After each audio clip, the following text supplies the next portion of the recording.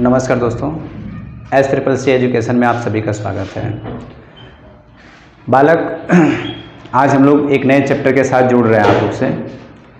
ये जो चैप्टर है, इस चैप्टर का नाम आप लोग देख रहे हैं बच्चा, यहाँ पे गुणनखंड और गुणांक। तो सबसे पहले हम लोग ये देखेंगे गुणनखंड और गुणांक क्या होता है। इससे पहले हम लोग बालक नंबर सिस्टम पढ़ चुके हैं, संख्या पद्धति पढ़ चुके हैं। जो बच्चे यदि संख्या पद्धति का वीडियो नहीं देखे हैं बच्चा, एक बार आप लोग जा करके संख्या पद्धति का पूरा वीडियो देख लीजिएगा, फिर इसके बाद से आप लोग इस चैप्टर को आप लोग देखिएगा, ठीक है। तो देखिए, इसमें गुणनखंड और गुणांक है ना, फैक्टर्स एंड मल्टीपल्स। तो ये पहले समझते हैं बच्चा, फैक्टर्स और मल्टीपल्स क्या होता है, फैक्टर्स किसे कहते हैं, मल्टीपल्स किसे कहते हैं, ठीक है। जैसे आप लोग यहाँ पे देख रहे हैं, गुणनखंड को हम लोग अपवर्तक भी कहते हैं, यानी कह सकते हैं कि जो फैक्टर होता है इसे अपवर्तक भी कहा जाता है, और जो आपका गुणांक होता है इसे अपवर्त भी कहते हैं। तो सबसे पहले इन दोनों को समझेंगे कि गुणनखंड होता है क्या और गुणांक क्या होता है।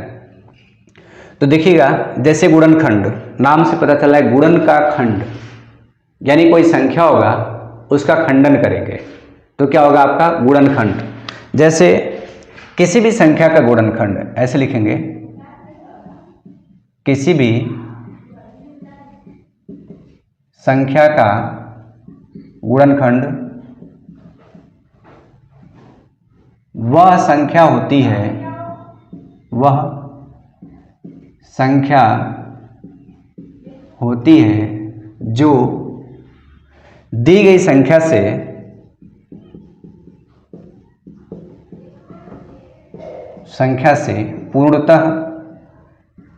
पूर्णतया विभक्त हो। किसी भी संख्या का गुणनखंड वह संख्या होती है जो दी गई संख्या से पूर्णतः विभक्त हो, है ना। सॉरी, दी गई संख्या को पूर्णतः विभाजित कर दें, दी गई संख्या को पूर्णतः विभाजित कर दें, विभाजित कर दें। किसी भी संख्या का गुणनखंड वह संख्या होती है जो दी गई संख्या को पूरी तरीके से विभाजित करते। जैसे 6 का गुणनखंड क्या होगा, यानी 6 को कौन कौन सी संख्या विभाजित करेगा बच्चा, 6 को 1 विभाजित करेगा, और 6 किससे कटेगा, 2 से कटेगा, और किससे कटेगा, 3 से कटेगा, और किससे कटेगा बच्चा, 6 से कटेगा। तो संख्या बोले हैं कि 6 का गुणनखंड क्या होगा, यानी दी गई संख्या आपका 6 है, इसको कौन कौन विभाजित कर रहा है, 1, 2, 3 और 6, यानी ये सभी इसके क्या होंगे बच्चा, गुणनखंड। क्या होंगे, गुणनखंड होंगे। तो 6 का गुणनखंड 1 भी होगा, 2 होगा, 3 होगा और 6 होगा, ठीक है। ऐसे कहते हैं बच्चा 18 का गुणनखंड या अपवर्तक ज्ञात करें, अपवर्तक ज्ञात करें, ठीक है ना। 18 का अपवर्तक क्या होगा, 18 का गुणनखंड क्या होगा बालक, इसमें देखेंगे 18 18 को कौन कौन सी संख्या विभाजित करती है। तो 18 को काटने वाली 1, 2, 3, 6, 9 और 18, ये सभी संख्या बच्चा 18 को विभाजित कर देंगे, यानी ये सारी संख्याएं 18 का क्या होंगी, गुणनखंड होंगी, ठीक है। तो फिर से एक बार देख लीजिए, गुणनखंड किसे कहते हैं, किसी भी संख्या का गुणनखंड वह संख्या होती है जो दी गई संख्या को पूरी विभाजित कर दे। किसी भी संख्या का गुणनखंड वह संख्या होती है जो दी गई संख्या को पूरी विभाजित कर दे। तो अब इन सारी संख्याओं को विभाजित कर देंगे, यानी ये सभी संख्या 6 को काटेंगे। तो अब हमें एक क्वेश्चन पूछे, बताइए बच्चा कि 24 का गुणनखंड क्या 5 होगा। कमेंट करके आप लोग बताइए, क्या 24 का गुणनखंड 5 होगा। आप सभी बच्चे एक बार फटाफट कमेंट करके बताइए। तो बालक 24 का गुणनखंड 5 नहीं होगा। हम पूछे क्यों नहीं होगा, तो बालक कह सकते हैं 5 24 को विभाजित नहीं करता है, इसलिए ये 5 24 का गुणनखंड नहीं होगा, ठीक है। तो 24 का गुणनखंड होगा क्या, तो 24 को कौन कौन काटेगा, 1 काटेगा, 2 काटेगा, 3, 4, 6, 8, 12 और 24, यानी ये सभी संख्याएं 24 के गुणनखंड होंगी और सभी संख्या, और इसमें से कोई भी संख्या जो नीचे इससे छोटी आ जाए ये 24 के गुणनखंड नहीं होंगे। तो देखिए इसमें आप दो चीज़ समझिएगा, यदि किसी संख्या का गुणनखंड की बात किया जाए तो किसी भी संख्या का सबसे छोटा गुणनखंड, किसी भी संख्या का सबसे छोटा गुणनखंड की बात किया जाए, यहाँ पे देख रहे हैं 6 का सबसे छोटा गुणनखंड क्या बचा 1, 18 का क्या बालक 1, 24 का क्या बालक 1। तो किसी भी संख्या का सबसे छोटा गुणनखंड की बात किया जाएगा तो क्या आएगा बच्चा 1 आएगा। ठीक है। दूसरी बात, किसी भी संख्या का सबसे बड़ा गुणनखंड, सबसे बड़ा अपवर्तक, सबसे बड़ा अपवर्तक की बात किया जाए तो किसी भी संख्या का सबसे बड़ा अपवर्तक क्या होगा। यहाँ पे देखिए 6 का सबसे बड़ा अपवर्तक क्या बच्चा 6, 18 का क्या बालक 18 और 24 का क्या होगा बच्चा 24। तो किसी भी संख्या का सबसे बड़ा अपवर्तक क्या होगा स्वयं संख्या, स्वयं वह संख्या। क्लियर। अब हम पूछें बच्चा किसी भी संख्या का सबसे छोटा गुणनखंड क्या होता है, तो आप क्या बताएंगे 1, और किसी भी संख्या का सबसे बड़ा गुणनखंड क्या होता है तो स्वयं वह संख्या होती है। क्लियर हो चुका। गुणनखंड किसे कहते हैं, किसी भी संख्या को गुणनखंड वह संख्या होती है जो दी गई संख्या को पूरी पूरी क्या कर दे विभाजित कर दे, उसे उस संख्या का क्या कहा जाता है बच्चा गुणनखंड कहा जाता है। ठीक है। चलिए इतना आप लोग को समझ में आया होगा। आगे चलते हैं बच्चा, दूसरा चीज सीखते हैं इसमें।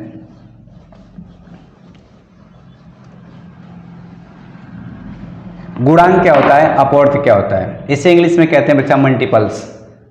मल्टीपल्स किसे कहते हैं, तो किसी भी संख्या का मल्टीपल्स वह संख्या होती है, किसी भी संख्या का गुणांक वह संख्या होती है जो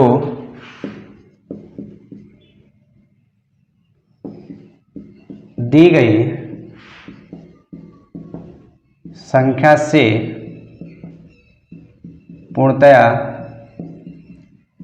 विभक्त हो, जो दी गई संख्या से पूर्णतया विभक्त हो। किसी भी संख्या का गुणांक वह संख्या होती है जो दी गई संख्या से पूर्णतया विभक्त हो। अब जैसे हम कह सकते हैं कि बच्चा 3 का जो गुणांक होगा क्या होगा, 3 से कौन कौन सी संख्या, यानी 3 किसको किसको विभाजित करेगी, तो 3 3 को काटेगी, 6 को, 9, 12, 15, 18, 21, 24 है ना, 27, ऐसे डॉट डॉट जाएंगे बच्चा, इनफाइनाइट तक जाएंगे, अनंत तक जाएंगे। यानी 3 इन सभी संख्याओं को विभाजित कर देगी। ठीक है। 3 3 को काटेगा, 6 को काटेगा। ऐसे बताइए 5 का गुणांक क्या होगा, 5 का मल्टीपल्स क्या होगा, 5 का पहाड़ा क्या होगा, तो 5, 10, 15, 20, 25, 30, 35, 40, 45 डॉट डॉट अनंत तक जाएंगे। ठीक है। अब आप लोग बताइए बच्चा कि यहाँ पे 11 का मल्टीपल क्या होगा, 11 का गुणांक क्या होगा, तो 11 का गुणांक क्या होगा बच्चा 11, 22, 33, 44, 55, 66, 77, 88, 99 डॉट डॉट करते चले गए। तो यहाँ से हम लोग को एक चीज़ सीख मिला है कि 3 का गुणांक ये सभी होंगे अपवर्त्य, 5 का अपवर्त्य ये सभी होंगे, 11 का अपवर्त्य ये सभी होंगे। ठीक है। तो किसी भी संख्या का अपवर्त्य वह संख्या होती है जो दी गई संख्या से विभाजित हो। तो 3 से विभाजित होने वाली कौन कौन सी संख्या, ये सभी संख्या 3 से विभाजित होंगे, ये सभी संख्या 5 से विभाजित होंगे। तो देखिए आप बताइए बच्चा,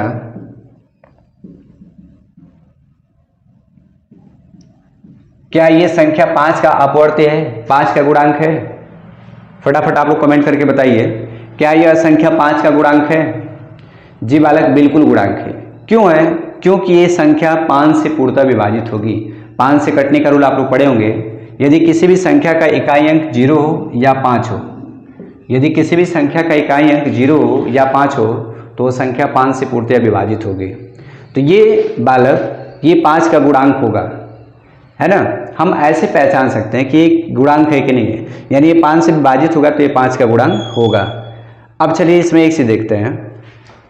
यहाँ पे आप लोग देखें कि 3 का गुणांक देखा गया तो सबसे छोटा गुणांक 3 है।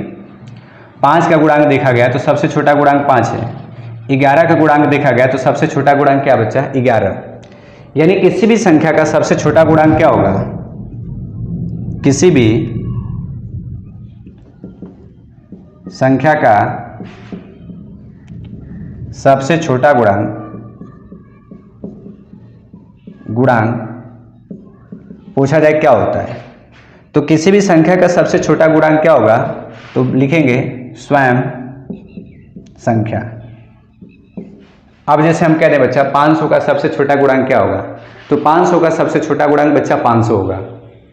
सबसे बड़ा गुणनखंड क्या होगा? तो 500 का सबसे बड़ा गुणनखंड बच्चा 500 होगा। ठीक है। अब देखिए यहाँ पे जब सबसे बड़े की बात किया गया तो सबसे बड़ा ज्ञात नहीं कर सकते हैं, इनफाइनाइट है, जो ज्ञात ही नहीं किया जा सकता है। तो ये लिखेंगे किसी भी संख्या का सबसे बड़ा अपवर्त्य। कोई पूछेगा सबसे बड़ा अपवर्त्य क्या होगा, तो लिखेंगे ज्ञात नहीं कर सकते, ज्ञात नहीं कर सकते। क्लियर? तो मुझे उम्मीद है कि आप लोग को समझ में आया होगा कि गुणनखंड या अपवर्तक, गुणांक या अपवर्त कैसे निकाला जाता है। तो ये अभी हम लोग बेसिक चीज सीखे हैं। ठीक है। चलिए इसमें और कुछ हम लोग है ना क्वेश्चन देख लेते हैं कि किस तरीके से क्वेश्चन और पूछे जा सकते हैं। जैसे कहेगा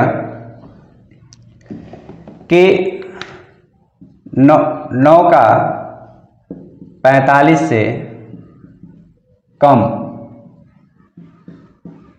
कौन कौन से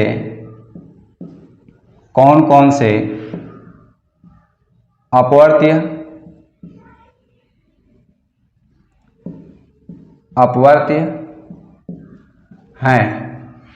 9 का 45 से कम कौन से अपवर्त्य हैं?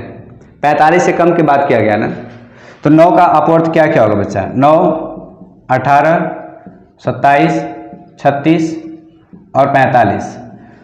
तो 45 को नहीं लेंगे, क्या बोला है कि 45 से कम, तो यहाँ तक लेंगे। कौन से होंगे? तो 9, 18, 27 और 36। अब पूछा जाए कितने होंगे, तो 1, 2, 3, 4। कितने अपवर्त्य होंगे? 4। ठीक है। अब ये कह देंगे बच्चा कि 9 का 450 से कम कुल कितने अपवर्त्य होंगे? 9 का 450 से कम कुल कितने अपवर्त्य होंगे? तो क्या करेंगे बालक? 9 से भाग करेंगे 450 में। कितनी बार भाग जाएगी? 9 × 5 = 45, कैंसिल, 0 उतारेंगे, यहाँ उतर जाएगा 50 बार में। यानी कह रहे हैं कि 450 में यदि 9 से भाग किए तो 50 बार में पूरा चला गया, यानी 450 तक आपके 50 अपवर्त्य होंगे। लेकिन पूरा 450 तक नहीं बोला है, 450 से कम बोला है। जब 450 से कम बोला तो उसमें 1 माइनस कर देंगे, यानी 50 - 1 बराबर कितना हो जाएगा आपका? 49। तो 9 का 450 से कम कुल अपवर्त्यों की संख्या पूछेगा तो बोलेंगे बच्चा आपका 49 अपवर्त्य हैं। ठीक है ना। कितने अपवर्त्य हैं? 49 अपवर्त्य हैं। अब ऐसे देगा कि कौन से होंगे, तो वो छोटा क्वेश्चन देगा, जैसे 10 तक, है ना, 5 या 8 या 7 या 12 मैक्सिमम यही पूछा जा सकता है। ठीक है। तो आई होप, उम्मीद होगा कि ये क्वेश्चन आप लोग को इस तरीके से जो क्वेश्चन आएंगे समझ में आया होगा। फिर कल हम लोग मिलेंगे, इसके जितने भी क्वेश्चन होंगे, इसके जितने इंपॉर्टेंट क्वेश्चन हैं, ये कल हम लोग लेके आएंगे क्लास में। आप लोग कल क्लास में बने रहिएगा। सुबह 6:30 बजे डेली वीडियो आपकी लाइव होती है। तब तक लेके चलते हैं। Thank you, have nice day. जय हिंद, जय भारत। वीडियो अच्छी लगी तो वीडियो को लाइक कर देंगे और चैनल को सब्सक्राइब कर देंगे।